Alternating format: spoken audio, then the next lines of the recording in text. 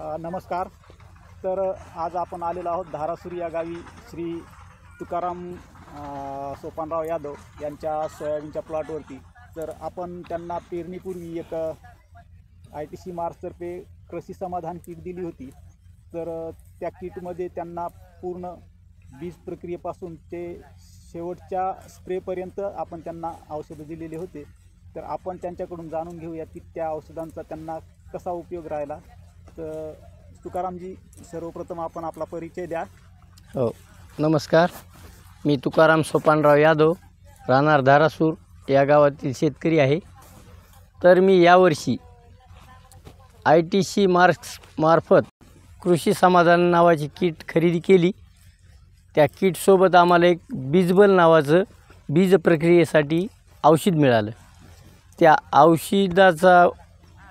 औषध लावून पेरणी झाल्यानंतर त्याची उगवण शक्ती एकदम व्यवस्थित झाली. मर वगैरे काही लागली नाही कुठं. आणि उन्नीचा तर विषयच नाही. दरवर्षी उन्नी होती, यावर्षी काही उन्नी झाली नाही.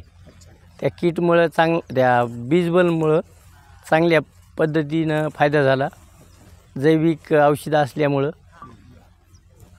आणि पहिली फवारणी, दुसरी फवारणी, तिसरी फवारणी अशी वेळोवेळी येऊन आम्हाला कदम सरांनी मार्गदर्शन केलं. कधी कोणचं फवारणी करायची, तणनाशकच्या वेळेस तणनाशक घ्या, आता तुम्ही बुरशीनाशक घ्या, आता तुम्ही कीटकनाशक घ्या, अशा बऱ्याच त्यांनी मार्गदर्शन केलं कदम सरांनी आम्हाला.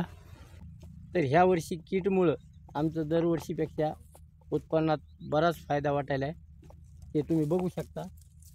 हे आमची चांगल्यापैकी हे शेंगा लागल्या. झाड आहे. दरवर्षीपेक्षा ह्या वर्षी उत्पन्नात बराच फरक पडणार.